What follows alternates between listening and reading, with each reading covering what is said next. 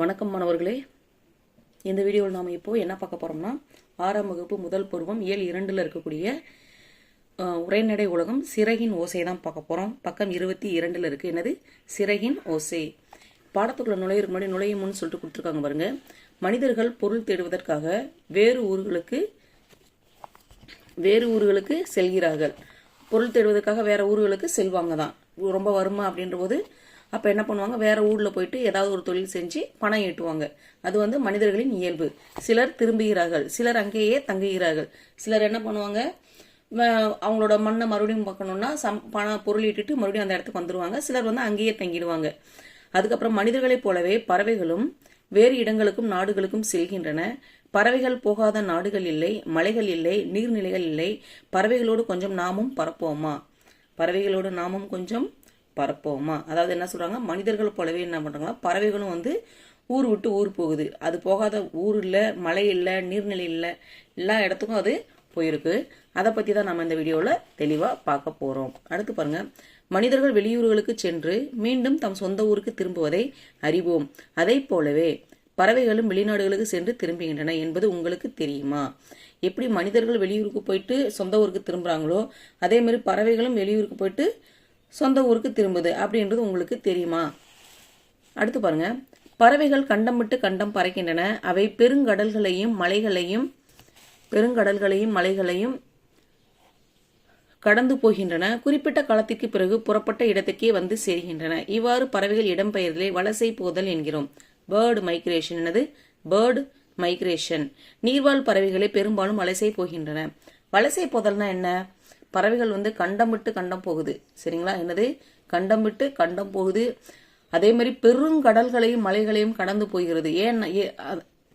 கடந்து போகிறது ஒரு குறிப்பிட்ட காலத்துக்கு அப்புறம். இப்ப நம்ம ஊர்ல வந்து வெயில் காலம், அப்படி மழையே தண்ணி இல்லை அப்படின்ற பட்சத்துல என்ன போகும், நம்ம ஊர்ல இருக்க பறவைகள்லாம் வேற ஊர்களுக்கு இடம்பெயர்ந்துரும். அதுக்கப்புறம் மறுபடியும் எப்போ நம்ம ஊர்ல மழை பெய்யும்ன்ற அந்த காலநிலை பறவைகளுக்கு தெரியும். திரும்பவும் என்ன பண்ணும், பறந்து மறுபடியும் நம்ம ஊருக்கு வந்து சேர்ந்துரும்.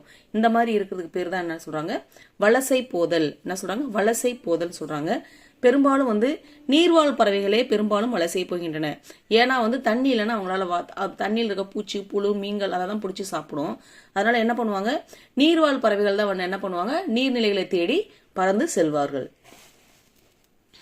அடுத்து பாருங்க, உணவு, இருப்பிடம், தட்பவெப்பநிலை மாற்றம், இனப்பெருக்கம் இவற்றிற்காகவே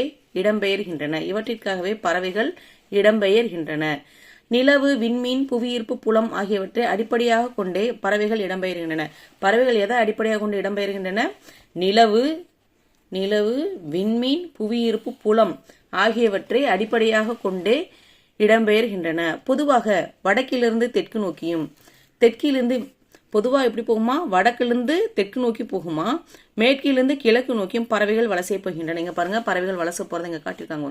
இந்த பறவைகள் எப்படி வலசை போகுமானா, வடக்கிலிருந்து தெற்கு நோக்கியும் மேற்கிலிருந்து கிழக்கு நோக்கியும் பறவைகள் வலசை போகின்றன. அடுத்து பாருங்க, பறவைகள் தங்களுக்கென ஒரு வழித்தடத்தை தேர்ந்தெடுத்து அந்த பாதையிலேயே பறக்கின்றன. சில பறவை இனங்கள் அதே பாதையில் தாய் நிலங்களுக்கு திரும்புகின்றன. சில பறவை இனங்கள் போவதற்கும் வருவதற்கும் இருவேறு பாதைகளை பயன்படுத்துகின்றன. அதாவது சில பறவை இனங்கள் என்ன பண்றாங்கன்னா, எந்த வழியில போறாங்களோ அதே பாதையிலே திரும்பி வந்துருவாங்களாம். ஆனா சில பறவை என்ன பண்ணுவாங்களாம், போறதுக்கு ஒரு வழியும் திரும்பி வருவதற்கு ஒரு வழியையும் பயன்படுத்துறாங்க. அடுத்து பாருங்க, பயணம் செய்யும் போது சில வகை பறவைகள் இறை, ஓய்வு போன்ற தேவைகளுக்காக தரை இறங்கும். இடையில் எங்கும் நிற்காமல் பறந்து வாழிடம் சேரும் பறவைகளும் உண்டு. அதாவது இப்போ ஒரு இடத்துல இருந்து இன்னொரு இடத்துக்கு பறவைகள் வந்து போறாங்க அப்படின்னா, சில பறவைகள் வந்து என்ன பண்ணுவாங்களா, உணவுக்காக தண்ணி ஏதாவது தேவைப்படுது, இல்ல ஓய்வு எடுக்கணும், டயர்டா இருக்குன்னா கீழே தரை இறங்குவாங்க. சில பறவைகள் என்ன பண்ணுவாங்களாம், எங்கேயுமே நிக்காம எங்க போய் சேரணுமோ அந்த இடத்துல போய் சேருவாங்களாம். இங்க பாருங்க, அறிந்து கொள்வோம்ல ஒண்ணு கொடுத்துருக்காங்க, தெரிந்து கொள்வோம். சிறகடிக்காமல் கடலையும் தாண்டி பறக்கும் பறவை கப்பல் பறவை. என்ன பறவை? சிறகடிக்காமல் கடலையும் தாண்டி பறக்கும் பறவை கப்பல் பறவை. இது தரையிறங்காமல் 400 கிலோமீட்டர் வரை பறக்கும். இது கப்பல் கூளைக்கடா கடற்கொள்ளை பறவை என்றும் அழைக்கப்படுகிறது. இதுக்கு இன்னும் 2 பேர். என்னென்னது? கூளைக்கடா, கடற்கொள்ளை பறவை. அடுத்து பாருங்க, வலசையின் போது பறவையின் உடலில் ஏற்படும் மாற்றங்கள். இப்போ பறவை வந்து ஒரு ஊர்ல இருந்து இன்னொரு ஊருக்கு போகுது இல்லைங்களா, கண்டம் விட்டு கண்டம் போகுது. எல்லாமே பண்ணுது இல்லைங்களா. அப்போ வந்து அதோட உடல்ல வந்து சின்ன சின்ன மாற்றங்கள் ஏற்படுமா. என்னென்ன சின்ன சின்ன மாற்றங்கள் ஏற்படுமா. அது என்னன்னு சொல்லிதான் அடுத்து பார்க்க போறோம். இங்க பாருங்க என்ன கொடுத்துருக்காங்க. தலையில் சிறகு வளர்தல், இறகுகளின் நிறம் மாறுதல், உடலில் கற்றையாக முடி வளர்தல். என்னென்ன ஏற்படும். தலையில சிறகு முளைக்குமா, இறகுகளோட நிறம் மாறிடுமா, உடல்ல முடி நம்ம கத்த கத்தையா முடி நிறைய வளர ஆரம்புமா. சரிங்களா. வளர்ச்சியின் போது உடல்ல முடியெல்லாம் நல்லா கத்த கட்டையா வளருமா. அடுத்து பாருங்க. ஒரு வகை பறவை வேறு வகை பறவையாக உருமாறி தோன்றும் அளவிற்கு கூட சில நேரங்களில் மாற்றங்கள் ஏற்படுமா. ஒரு வகை பறவை வந்து எல்லாமே முழுசா மாறிமா, வேற வகையா பாக்குறதுக்கு தெரியுமா, அந்த அளவுக்கு கூட சில நேரங்கள்ல மாற்றங்கள் ஏற்படும். அடுத்து பாருங்க. தமிழ்நாட்டிற்கு வெளிநாட்டு பறவைகள் வலசை வருவது பற்றி இலக்கியங்களிலும் செய்திகள் உள்ளன. தமிழ்நாட்டிற்கு வெளிநாட்டிலிருந்து பறவைகள் வருதுன்னு சொல்லிட்டு நம்ம பழங்கால இலக்கியங்களிலே இருக்குது. என்னன்னா ஏறத்தாழ 1500 ஆண்டுகளுக்கு முன்பு வாழ்ந்த சத்திமுத்தி புலவர், என்னது சத்திமுத்த புலவர் நாராய் நாராய் செங்கல் நாராய் என்னும் பாடலை எழுதியுள்ளார். யார் எழுதியிருக்கிறது. சத்திமுத்தி புலவர். என்ன பாடல் எழுதியிருக்காரு. நாராய் நாராய் செங்கல் நாராய் என்னும் பாடலை எழுதியுள்ளார். யாரு. சத்திமுத்தி புலவர். குறிச்சுக்கங்க. சத்திமுத்தி புலவர் என்ன பாடல் பாடினார். நாராய் நாராய் செங்கல் நாராய் என்னும் பாடலை எழுதியுள்ளார். அப்பாடலில் உள்ள என்ன வரிகள் வந்து அதை குறிக்குதுன்னா, தென்திசை குமரி ஆடி வடதிசைக்கு ஏகிவீர் ஆயின் என்னும் அடிகள் பறவைகள் வலசை வந்த செய்தியை குறிக்கின்றன. தென்திசை குமரி ஆடி வடதிசைக்கு ஏகிவீர் ஆயின் என்னும் அடிகள் பறவைகள் வலசை வந்த செய்தியை குறிப்பிடுகின்றன. அடுத்து பாருங்க. ஐரோப்பாவில் இருந்து தமிழ்நாட்டிற்கு செங்கல் நாரைகள் வருவது தற்போதைய ஆய்வில் உறுதிப்படுத்தப்பட்டு உள்ளது. எங்கிருந்து வருது. ஐரோப்பாவிலிருந்து தமிழ்நாட்டிற்கு பறவைகள் செங்கல் நாரைகள் வருது அப்படின்னு. செங்கல் நாரைகள் எங்கிருந்து வருது. ஐரோப்பாவிலிருந்து தமிழ்நாட்டிற்கு வருதுன்றத இப்ப ஆய்வுல உறுதிப்படுத்தியிருக்காங்க. வெளிநாட்டு பறவைகளுக்கும் புகலிடமாக திகழ்கிறது தமிழ்நாடு. அப்போது தற்போது வெகுவாக அழிந்து வரும் பறவை இனம் எது என்று உங்களுக்கு தெரியுமா. இப்ப அழிந்து வரக்கூடிய பறவை இனம், முக்கியமான பறவை அது எதுன்னு சொல்லி தெரியுங்களா. சிட்டுக்குருவி தான். அது என்னது. சிட்டுக்குருவி. சிட்டுக்குருவி வந்து இப்ப கொஞ்ச நாட்களா வந்து அதிகமா பார்க்க முடியல. அது வந்து அழிந்து கொண்டு வருகிறது. உருவத்தில் சிறிய இந்த பழுப்பு நிற பறவையை பார்த்த உடனே ஆண் பெண் வேறுபாட்டை உணர முடியும். அதாவது ஆண் குருவி பெண் குருவின்னு சொல்லிட்டு வேறுபாட்டை நம்ம எளிமையா கண்டுபிடிக்க முடியும். ஏன்னா ஆண் குருவின் தொண்டை பகுதி கருப்பு நிறத்தில் இருக்கும், உடல் பகுதி அடற்பழுப்பு நிறத்தில் இருக்கும். அது கழுத்துக்கிட்ட ஒரு கருப்பு இருக்கும், மற்றது எல்லாமே வந்து அடற்பழுப்பு நிறத்தில் இருக்கும். பெண் குருவின் உடல் முழுவதும் மங்கிய பழுப்பு நிறத்தில் இருக்கும். பெண் குருவின் உடல் முழுவதும் மங்கிய பழுப்பு நிறத்தில் இருக்கும்.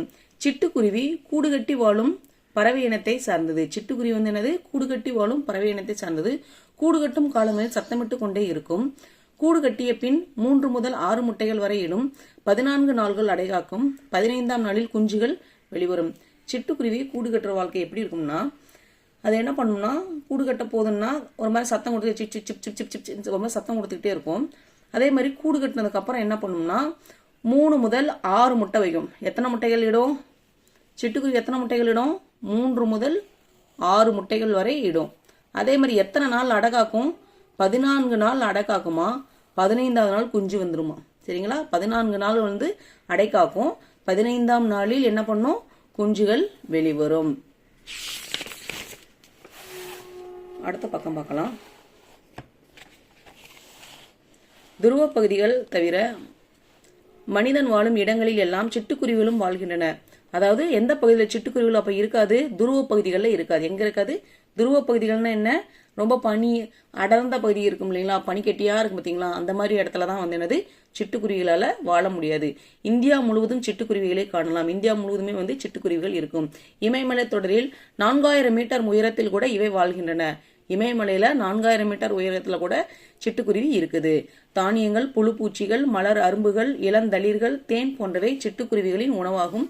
சிட்டுக்குருவியின் குஞ்சுகள் பெரும்பாலும் புழு பூச்சிகளையே உட்கொள்ளும். சிட்டுக்குருவி என்ன பண்ணும். பெரும்பாலும் புழு பூச்சிகளையே உட்கொள்ளும். அதனால் தாய்க்குருவி புழு பூச்சிகளை பிடித்து தம் குஞ்சுகளுக்கு ஊட்டிவிடும். சிட்டுக்குருவின் வாழ்நாள் 10 முதல் 13 ஆண்டுகள் ஆகும். சிட்டுக்குருவின் வாழ்நாள் எவ்வளோ. 10 முதல் 13 ஆண்டுகள். எத்தனை ஆண்டுகள். 10 முதல் 13 ஆண்டுகள் ஆகும். சிட்டுக்குருவி உருவத்தில் சிறியது, ஆனாலும் வேகமாக பறக்கும். அதனால் தான் விரைவாக செல்பவனை சிட்டாய் பறந்து விட்டான் என்று கூறுகிறோம். சீக்கிரமா ஒருத்தன் வந்துட்டான் என்ன சொல்லுவாங்க. சிட்டாய் பறந்து விட்டான் என்று கூறுகிறோம். சிட்டுக்குருவியின் அழிவுக்கான காரணங்கள் என்னது. சிட்டுக்குருவி ஏன் அழிந்துட்டு இருக்கு அப்படின்னு சொல்லிட்டு காரணங்கள் கொடுத்துருக்காங்க பாருங்க. மனிதர்கள் விவசாயத்துக்கு பூச்சிக்கொல்லிகளை பயன்படுத்துவதால் குருவி குஞ்சுகளுக்கு உணவான புழு பூச்சிகள் கிடைப்பதில்லை. மனிதர்கள் வந்து விவசாயத்திற்கு செயற்கைக்கொல்லி பூச்சிக்கொல்லிகளை பயன்படுத்தினால என்ன கிடைக்குது, என்ன ஆகுதுங்கன்னா புழு பூச்சிகள்லாம் வந்து வரதில்லை. அப்போ நவீன கட்டடங்கள் குருவிகள் கூடு கட்டி வாழ்வதற்கு ஏற்றவையாக இல்லை. நவீன கட்டடங்கள் இருக்கிறதுனால என்ன பண்ணா குருவிகளால் அங்கே வந்து கூடு கட்டி வாழ முடியல. தற்காலத்தில் தாவர வேலிகளுக்கு மாற்றாக செயற்கை வேலிகள் அமைக்கப்படுகின்றன. எனவே சிட்டுக்குருவிகள் வாழ உகந்த வேலி தாவரங்கள் குறைந்து விட்டன. சிட்டுக்குருவிகள் ஓய்வெடுக்கும் புதர் செடிகளும் இல்லை. சிட்டுக்குருவிகள் வந்து புதர் செடிகளை தான் வந்து ஓய்வெடுக்கும், அதுவும் இல்லை. உணவுக்கும் இருப்பிடத்துக்கும் சிட்டுக்குருவிகளுடன் மற்ற பறவைகள் போட்டியிடுகின்றன. அதாவது உணவு இருப்பிடத்துக்கு மற்ற குருவிகள் வந்து என்ன பண்ணுதுன்னா சிட்டுக்குருவியோட போட்டியிடுகின்றன. இதெல்லாம் தான் வந்து சிட்டுக்குருவியின் அழிவுக்கு காரணங்கள். அடுத்து பறவை இனங்களை காப்பாற்ற நாம் செய்ய வேண்டியவை. பறவையை காப்பாற்றுறதுக்கு நாம என்ன செய்யணும் அப்படின்னா, ஆள் அரசு போன்ற மரங்களையும் அவரை புடலை போன்ற கொடிகளையும் வளர்க்க வேண்டும். என்ன பண்ணணும், ஆள் அரசு போன்ற மரங்களையும் அவரை புடலை போன்ற கொடிகளையும் வளர்க்க வேண்டும். நமது மண்ணுக்கேற்ற பிற வகை உள்ளூர் தாவரங்களையும் வளர்க்க வேண்டும். நம்ம மண்ணில் பாரம்பரியமா என்ன செடி இதெல்லாம் வளர்த்தாங்களோ, நம்ம முன்னோர்கள் என்னென்னலாம் விவசாயம் செஞ்சாங்களோ அந்த செடிகளை வந்து தாவரங்களை என்ன பண்ணணும், நாம வளர்க்க வேண்டும். தோட்டங்களிலும் வயல்களிலும் செயற்கை உரங்கள் பூச்சிக்கொல்லி மருந்துகள் ஆகியவற்றை தவிர்க்க வேண்டும்.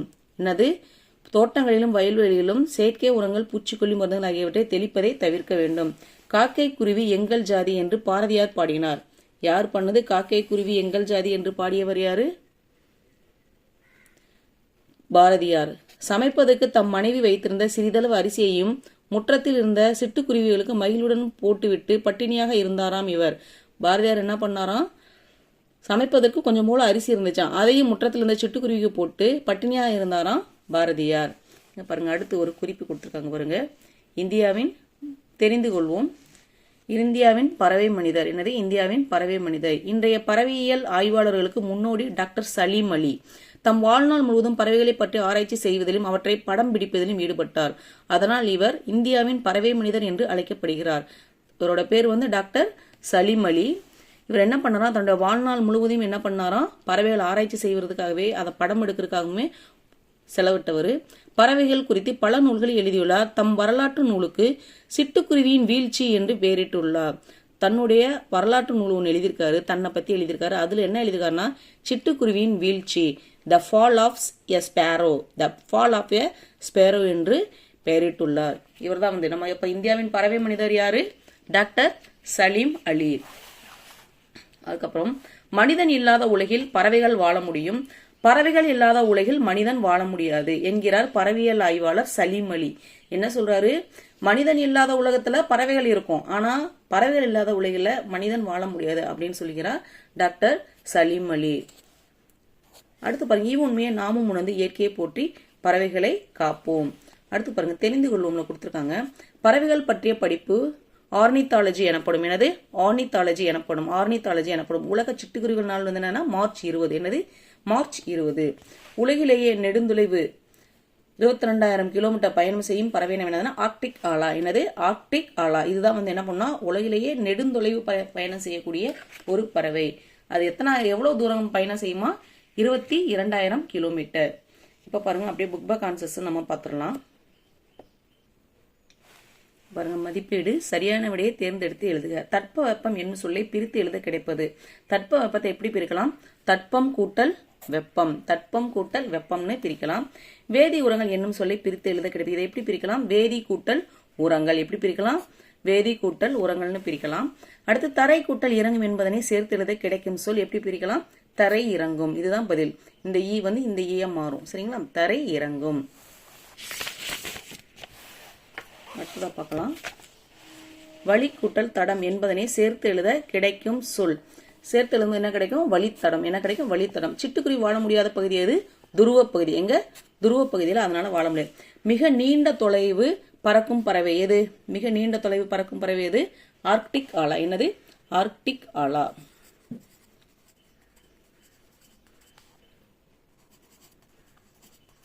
ஆர்க்டிக் ஆலா. அடுத்து பாருங்க, பறவைகள் வலசை போவதை பற்றி பாடிய தமிழ் புலவர் யாரு, சத்தி முத்தப்புலவர். சத்தி முத்தப்புலவர்.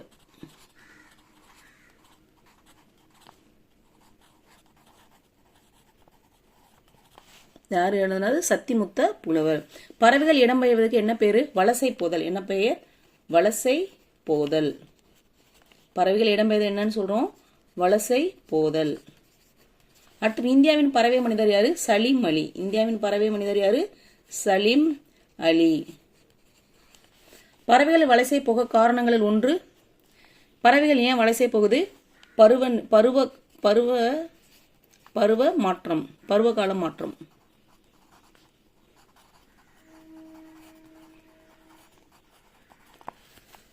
அடுத்து பாருங்க, வெளிநாடு சொற்றொடர் அமைத்து எழுதுக. வெளிநாடுன்னு போட்டுக்க. வெளிநாடுன்னு என்ன? பறவைகள் இரை தேடி வெளிநாடு செல்கின்றன. பறவைகள் இரை தேடி வெளிநாடுகளுக்கு செல்கின்றன. என்னது? வெளிநாடுகளுக்கு செல்கின்றன.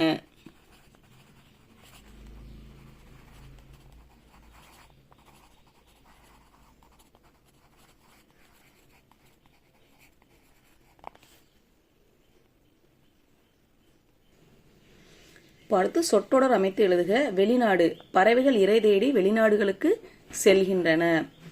வாழ்நாள், வாழ்நாள் என்ன எழுதலாம்? சிட்டுக்குருவின் வாழ்நாள் 10 முதல் 13 ஆண்டுகள். என்னது? சிட்டுக்குருவின் வாழ்நாள் 10 முதல் 13 ஆண்டுகள். அடுத்து பாருங்க, செயற்கை வயல்களில் செயற்கை உரங்கள் பயன்படுத்தக்கூடாது. வயல்வெளிகளில் செயற்கை உரங்கள் பயன்படுத்தக்கூடாது. பொருத்தமான சொல்லை கொண்டு நிரப்புக. மரங்களை வளர்த்து இயற்கையை காப்போம். இயற்கை செயற்கைன்னு 2 கொடுத்துருக்காங்க. மரங்களை வளர்த்து இயற்கையை காப்போம், செயற்கை உரங்களை தவிர்த்து நிலவளம் காப்போம். செயற்கை உரங்களை தவிர்த்து நிலவளம் காப்போம். இரண்டாவது பாருங்க, தமிழகத்தில் வலசை பறவைகளின் வருகை மிகுந்துள்ளது. தற்போது சிட்டுக்குருவியின் எண்ணிக்கை குறைந்துள்ளது. அடுத்து குருவினா பறவைகள் எக்காரணங்களுக்காக இடம்பெயர்கின்றன. பக்கம் 22 இருக்கு. எக்காரணங்களுக்காக பறவைகள் இடம்பெயர்கின்றன பாருங்க. எக்காரணங்களுக்காக இடம்பெயர்கின்றன. உணவு, இருப்பிடம். எதுக்காக இடம்பெயர்கின்றன? உணவு, இருப்பிடம், தட்பவெப்பநிலை மாற்றம், இனப்பெருக்கம், இவற்றிற்காகவே பறவைகள் இடம்பெயர்கின்றன. இதுதான் முதல் கேள்வி. இரண்டாவது கேள்வி பாருங்க. இரண்டாவது கேள்வி, வலசையின் போது பறவையின் உடலில் ஏற்படும் மாற்றங்கள் யாவை? என்ன மாற்றங்கள் ஏற்படும்? இந்த பாருங்க, 3 இது படிச்ச ஏற்கனவேவும். தலையில் சிறகு வளர்தல், இறகுகளின் நிறம் மாறுதல், உடலில் கற்றையாக முடி வளர்தல். உடலில் கற்றையாக முடி வளர்தல். அடுத்ததா பாருங்க, குருவினா பார்க்க போறோம்.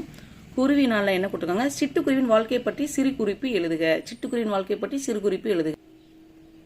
இது பார்த்தீங்கன்னா, சிட்டுக்குருவி கூடு கட்டி வாழும் பறவை இனத்தை சார்ந்தது. கூடு கட்டும் காலங்களில் சத்தமிட்டு கொண்டே இருக்கும். கூடு கட்டிய பின் 3 முதல் 6 முட்டைகள் வரை இடும். 14 நாள்கள் அடையாக்கும். 15ஆம் நாளில் குஞ்சுகள் எழும். இது சிட்டுக்குருவின் வாழ்க்கையை பற்றி எழுதுறதுக்கு அந்த கேள்விக்கு இந்த பதிலை குறிச்சுக்கோங்க. அடுத்ததா என்னன்னா, வலசை பறவைகளின் பயணம் பற்றி நீங்கள் அறிந்தவை யாவை? வரிசை பறவைகளின் பயணம் பற்றி நீங்கள் அறிந்தவை யாவை இருக்கு இல்லைங்களா? இங்க வாங்க, என்ன எழுதலாம்னா, இங்க பாருங்க, வலசை பறவைகள்னா பறவைகள் தங்களுக்கென ஒரு வழித்தடத்தை தேர்ந்தெடுத்து அந்த பாதையிலேயே பறக்கின. சில பறவை இனங்கள் அதே பாதையில் தாய் நிலங்களுக்கு திரும்பின. சில பறவை இனங்கள் போவதற்கும் வருவதற்கும் இருவேறு பாதைகளை பயன்படுத்தி. இது சிறுவினால இரண்டாவது கேள்விக்கான பதில். சிந்தனை வினா கொடுத்துருக்காங்க. பறவை இனங்கள் அழியாமல் காப்பாற்றப்பட நாம் செய்ய வேண்டிய பற்றி சிந்தித்து எழுதுக இருக்கு இல்லைங்களா? அதுக்கு நம்ம என்ன எழுதலாம்னா,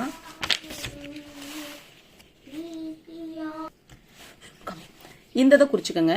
பறவை இனங்கள் காப்பாற்ற நாம் செய்ய வேண்டியவை: ஆள் அரசு போன்ற மரங்களையும் அவரை புடலை போன்ற கொடிகளையும் வளர்க்க வேண்டும். நமது மண்ணுக்கேற்ற பிறவகை உள்ளூர் தாவரங்களையும் வளர்க்க வேண்டும். தோட்டங்களிலும் வயல்களிலும் செயற்கை உரங்கள், பூச்சிக்கொல்லி மருந்து ஆகியவற்றை தெளிப்பதை தவிர்க்க வேண்டும். இதை நீங்க சிந்தனை வினாவுக்கு குறிச்சுக்குங்க. அவ்வளவுதான், இந்த வீடியோ முடிஞ்சது. இந்த வீடியோ உங்களுக்கு பிடிச்சிருந்துச்சுன்னா மறக்காம லைக் பண்ணுங்க, கமெண்ட் பண்ணுங்க. நம்ம சேனல் இது வரைக்கும் சப்ஸ்கிரைப் பண்ணலன்னா சப்ஸ்கிரைப் பண்ணுங்க. நன்றி, வணக்கம்.